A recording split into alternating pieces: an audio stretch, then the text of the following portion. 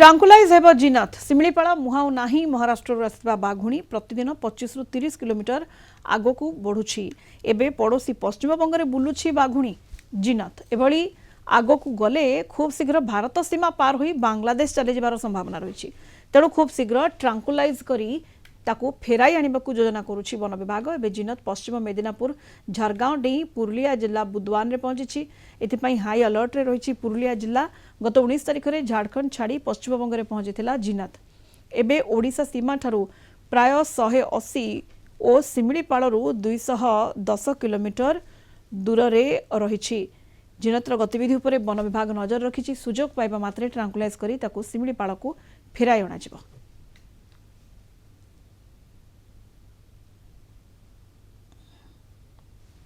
ट्रांकुलाइज हेब जिनत वन विभाग जिनतर गतिविधि उपरे नजर रखिछि एवं सुजोग मिलिबा मात्रे बाघुणी जिनत को ट्रांकुलाइज करी सिमिलीपाड़ फेराई अणाजिबो। कारण वर्तमान ओडिशा सीमा ठारू प्राय 180 एवं सिमिलीपाड़ ठारू 200 किलोमीटर दूर रे रही बाघुणी जिनत। अधिक आलोचना करबा वन्यप्राणी विशेषज्ञ लाला एके सिंह जोड़ी होइछन्ते हम सहित सीधा सड़क श्रीयुक्त सिंह आपण आलोचना को स्वागत करने को चाहिए। वर्तमान जो अवस्थिति रही गतिविधि उपरे बाघुणी जिनतर नजर रखा जाइछि। ओडिशा सीमा ठारू प्राय 180 किलोमीटर सिमिलीपाड़ ठारू 210 किलोमीटर दूर को जाई सारिलानी एवं एबिति जदि तार गतिविधि जारी रहे तेबे भारत सीमा पार होई बांग्लादेश चली जबार मध्य संभावना सृष्टि होइछि। तेणु ताकू ट्रांकुलाइज करी सिमिलीपाड़ को फेराई अणाजिबाकू योजना प्रस्तुत करा जाइछि। तेणु एई पूरा प्रक्रिया किभଳି भाबरे करा जाय साधारणतः बाघुणी को ट्रांकुलाइज करबा केमिति ताकू फेराई अणाजिबो सुक्त सिंह? ट्रांकुलाइज करबा सहज नुहे प्रथम कथा काना से जदि मूव कर माने गति करछि से ताकू से गोटे जगह से स्थिर होई के रहिले ताकू ट्रांकुलाइज करिया सहज हो। तेणु सेटा सहज नु तथापि जदि कौनसी प्रकार जदि हेई पारिला ताले बहुत भल कथा।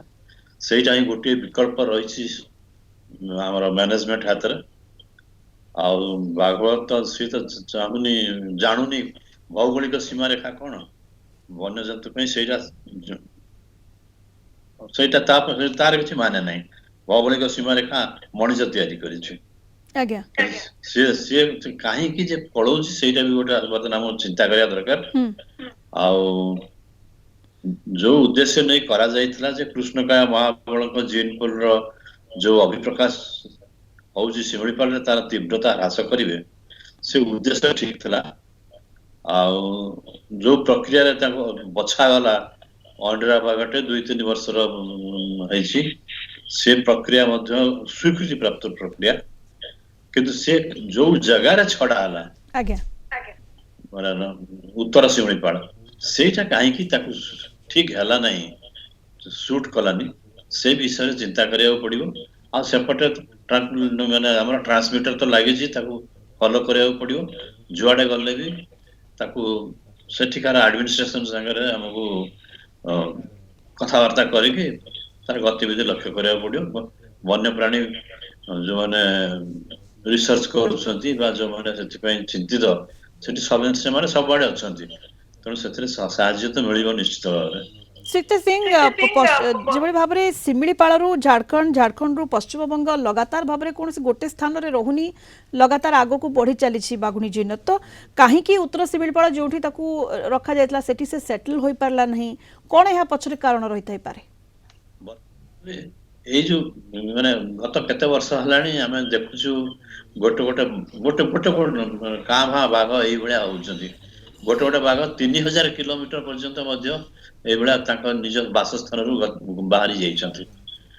देखा जाइछि जे जते बेले मा ठारू छुआ अलगा हुए से 2-3 वर्ष बयसर से माने निजर टेरिटरी ठिकना करिया पे गति करिथांती। टेरिटरी ठीक न पाइला पर्यंत से माने गति करी चली थांती। तेणु ए जो असंभव रकम हजार हजार किलोमीटर धरिक जीवा आमर एठी जति आम देखुचे स्ट्रेट लाइन 180 कि 250 जो किलोमीटर जाउछि से गुणाक का बा कोठी कोठी गोटे गोटे महाबल बाघंकर ସ୍ୱଭାବ ହେଇପାରେ। तो कां भा ଆଉ महाबल बाघ एभली स्वभाव हो पारे गोटे स्थान सेटल न होई लगातार भाव में गोटे अंचल आ गोटे अंचल एभली दीर्घ दूरता अतिक्रम करबा एवं ये नॉर्मल बिहेवियरल पैटर्न नुहे महाबल बाघंकर सुक्त सिंह नॉर्मल नो गोटे अवश्य गोटे रिसेंटली आम खबर पाइछु जे 2012 मसीह जो रशिया रे बाघ को नहीं छाड़ी थिले गोटे जगह आनिकी आ गोटे जगह छाड़ी थिले दीटा से मानकर पुणी थे से घुची आसिकी एकाठी होती माने से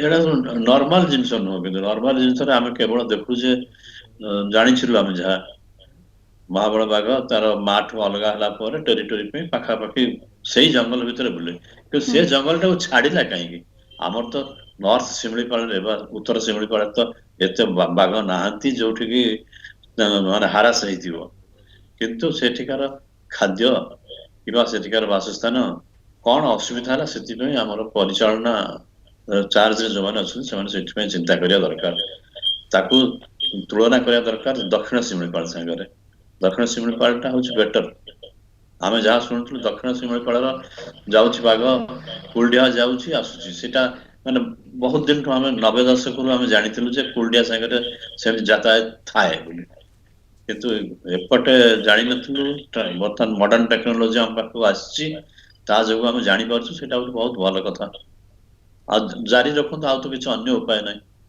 निहाती भाव में आप कहले सुक्त सिंह जे बाघर गतिविधि उपरे वर्तमान बाघुणीर नजर रखा जाइछि एवं जहाँ योजना प्रस्तुत करा जाइछि ताकू ट्रांकुलाइज करी शिमिलीपाल को फेराई अणाजिबो बहुत बहुत धन्यवाद आपको।